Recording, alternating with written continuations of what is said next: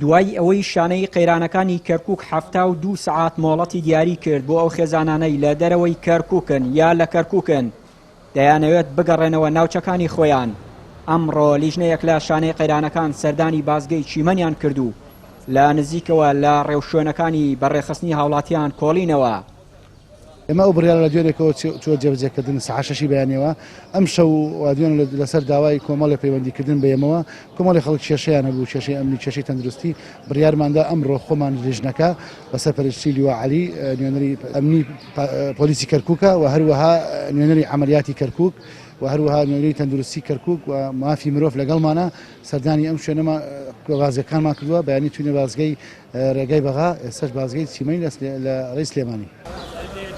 هاوکات هەر لە ماوەی ئەو 72 کاتژمێرە کە شانەی قەیرانەکان دیاری کردووە تیمی تەندروستی پشکنین بۆ ئەو هاوڵاتیانە دەکەن کە دەگەڕێنەوە و ئێستاش 10 هاوڵاتی کە هەڵگری ڤایرۆسەکەن لە ناوچەی پیشەسازی لە ژێر چاودێری تەندروستیدان.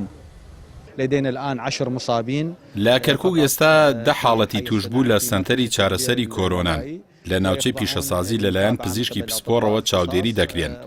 ئەوانیش لە چەند ڕۆژی داهاتوو چەند کەسێکیان تەندروستیان باشە و نەخۆشخانە بەجێ دێڵن لە کەرەنتین تا ئێستا 2 هاوڵاتی هەن. لەسەر جەم نەخۆشخانەکانمان لە نەخۆشخانەی ئازادی و نەخۆشخانەی گشتی کەرکووک و منداڵان و نەخۆشخانەی گەڕەکی نەسر و داقوق و حەویجا سەرجەمیان ئامادەن بۆ چاودێریکردنی هەر هاوڵاتیەک کە گومانی ڤایرۆسەکەی لێ بکرێت.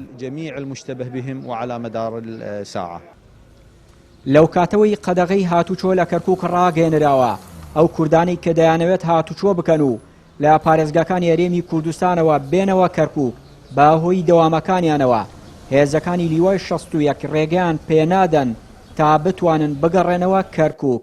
ئەمەش نیگەرانی هاوڵاتیان و ئەو پێشمەرگانەی لێکەوتوتەوە کە ماڵیان لە کەرکووکە و دەوامیان لە هەرێمە بۆیە داوا دەکەن ئەو کێشەیەیان بۆ چارەسەر بکرێت. چیان وری کەناڵی ئاسمانی پەیام کەرکووک.